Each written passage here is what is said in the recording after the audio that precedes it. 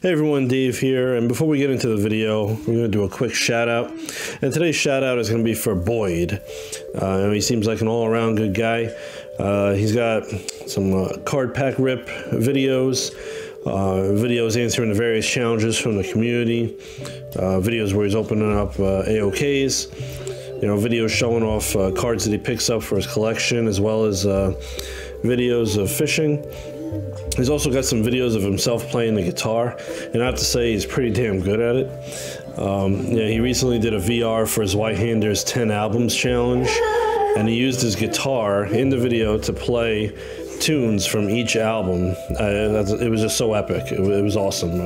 I watched it a couple of times because I enjoyed it so much. At the time of this recording, he's got 239 subs, which is pretty crazy. It should definitely be a lot higher than that. So anybody who hasn't checked out his page, the link is going to be in the description box below.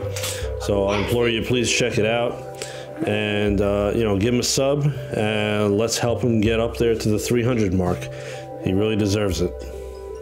Hey everyone, Dave here with another new comic book day haul and recommendations video for all of you.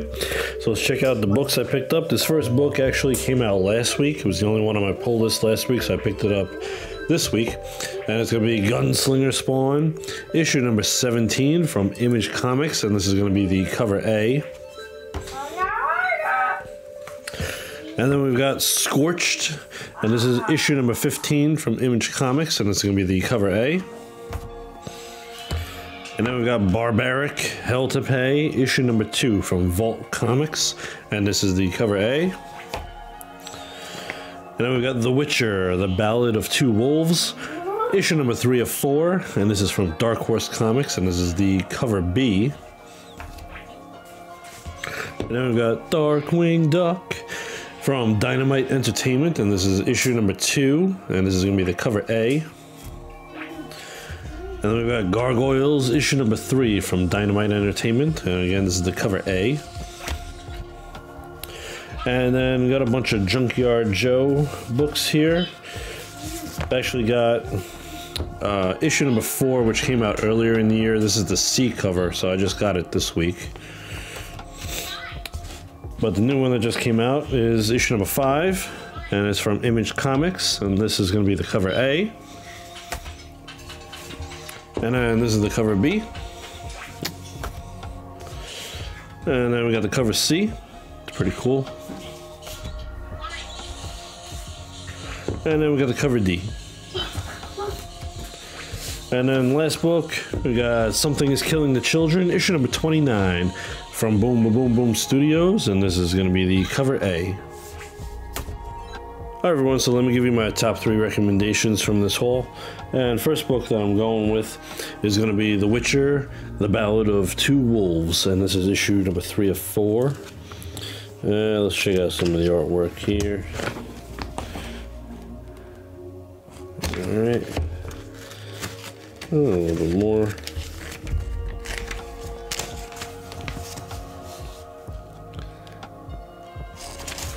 Alright. Sound wave, if you would please. Thank you. Alright, so we're picking up where the last issue left off, and we've got Geralt and Piotr and Dandelion setting out to speak to a witch who deals in elixirs. They're doing that because they found a label in the hand of the dead person that they found at the end of the last issue. So they're going out to meet this witch and see if she can give them any information. We learn a little bit more about Piotr and his life and his background. They all eventually make it to the witch's home, and they're there looking for answers, but also thinking that maybe the suspect, Kurt Grimm, might be there. She tells them to wait, and that they will have their answers, but they have to show some restraint and not spill any blood on her property. Otherwise, there's going to be some grave consequences. Eventually, Grimm shows up, and things get out of hand because Piotr doesn't show any restraint, and he's very impatient. So he tries to take things into his own hands, and eventually there's a little interesting secret that's kind of revealed a little bit there. And I don't want to spoil exactly what happens at the end of the issue, but it leaves you still wondering, you know, what's going on with regard to the killings, you know, but not in like a confusing way, but an interesting way. Again, you know, it kind of gives off that there's some other secret, some other thing, something else going on behind the scenes here that they haven't shown us yet. So then the next issue is the final issue in this miniseries, and I'm really looking forward to seeing how it ends. You know, there was some really good writing in this issue, and I'm glad that the series has improved since the first issue. Again, the first issue was kind of but every issue after that's been very good. All right, so next up, I'm going with, I mean, if you know me, if you've watched my videos, you probably figured this was going to be in here. Barbaric, Hell to Pay, issue number 2. Let's jump in and check out some of this artwork.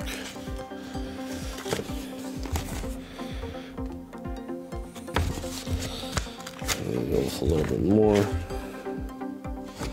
Maybe anything else.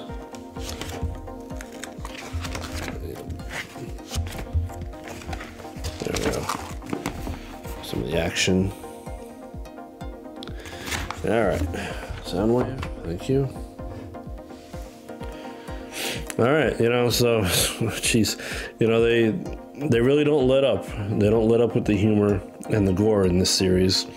You know, just like the issues prior, you know, Barbaric this series is just too funny. You know, Owen is in hell. In this issue, we got, you know, Owen, he's in hell, obviously, with Deadheart, and they're with others playing some sort of game, like where they fight this army of frog people. And of course, since they're in hell, nobody can die. So it's basically like, you know, it's a game that they play where they go and they just basically like slaughter each other. But they do it all for fun because I guess they're just bored, or, you know, they're just so bloodthirsty. Yeah, they do it, and again, nobody can die, so they just, you know, maim each other, and then they go have some drinks afterwards. There's some sort of like taverns or something like that down in hell there that they have. But you know, and the main focus of the issue is definitely Owen and his relationship with Deadheart over in hell. I mean, we do have Steel and the others still on their mission.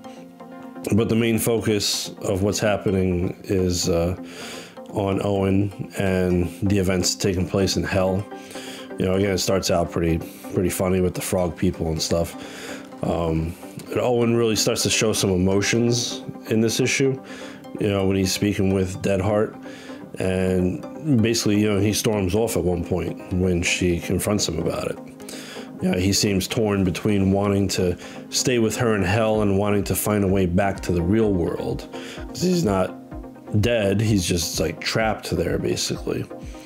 Eventually they come up with a mission to undertake, which, you know, which they say is an obvious trap with some serious consequences, though, if they do, quote unquote, die on this one end of hell that they're going to rescue somebody. And of course, in the scenes that they do have up in the real world with Steel and his crew, Axe is, of course, you know, just as hilarious as always. You know, it's just really amazing how they always they make him so funny all the time. I mean, they just always, it's just so perfect. You know, again, this issue, great writing as always. You know, it's fun, fast-paced, and, you know, the artwork is just, you know, bloody as hell when they are in their battles. But again, the humor is it's just so great in this series, and, you know, it continues on here in this issue. I love it. I'm looking forward to the next issue, and again, seeing where this series ends up going. All right, and number 3 is going to be Junkyard Joe, issue number 5. Let's jump in and check out some of this stuff here.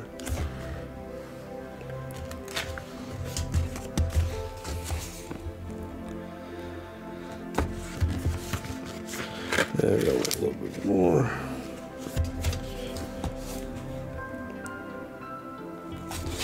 All right. Wave, thank you. Nope. What are you doing, Soundwave? Come on. All right, there we go. All right, so in this issue, we got Muddy and Joe at the VA, where Muddy is trying to get some help regarding finding out about Joe's origin.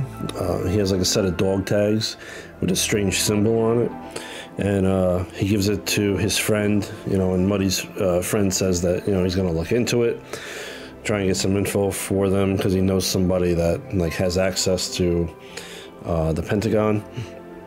Meanwhile, the mystery men who are wearing the masks that look like Joe's face end up going to Muddy's house, and they take the kids hostage, you know, all the while trying to figure out where Joe is.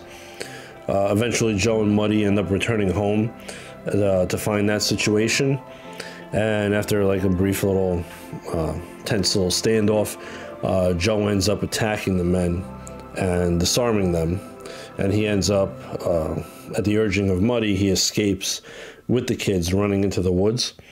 Eventually, Muddy, who's been injured by the men as they chase after Joe and the kids, is found by the kid's father, Mr. Munn, who ends up calling 911 to get EMS for Muddy. Muddy ends up revealing to him that his kids are in danger. Eventually, in the issue, we end up cutting to a scene at the Pentagon, where I'm guessing Muddy's friend reached out to his buddy, and he must have reached out to somebody there, because we have some guys who have a file in their hands, and it's titled Unit Beta. And Unit Beta is a term used in this issue by one of the masked men. You know, they used it to refer to Joe. You know, they told him like stand down. They were saying, you know, Unit Beta, stand down. So I guess that's must be the code name for the project.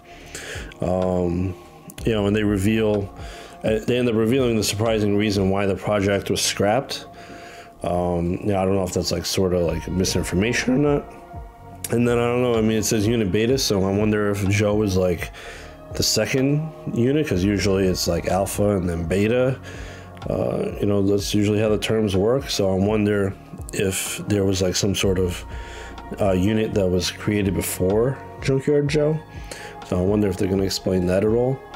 But this was an interesting issue, you know, and it just had the right mix of a little bit of action here and there, and then you know, just great dialogue, and you know, there was emotion in there definitely. When Muddy and Joe were traveling to the VA, and when they were in the car traveling back home, you know, you just see the emotion in both Muddy and Joe, even though Joe's a robot, you know. But the next issue is the final issue of this first chapter of Junkyard Joe, and it's going to be an extra big issue according to the notes at the back pages of the book. So I'm really looking forward to seeing how this first chapter ends, and hopefully they reveal some more secrets about Joe and his origin. And I'm also wondering, you know, how long it's going to end up taking before they reveal how Joe became the Junkyard Joe that we met in the Geiger series, because it's very different from the Junkyard Joe we're meeting now.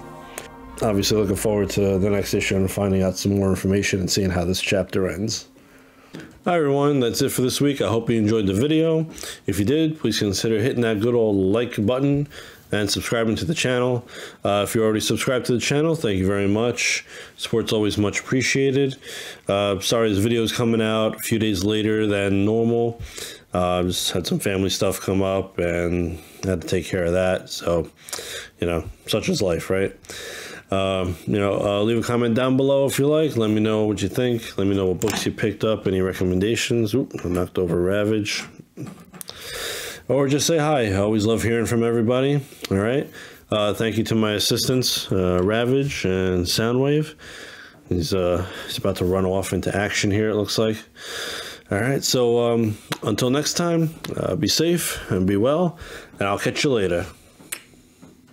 Yeah, I'm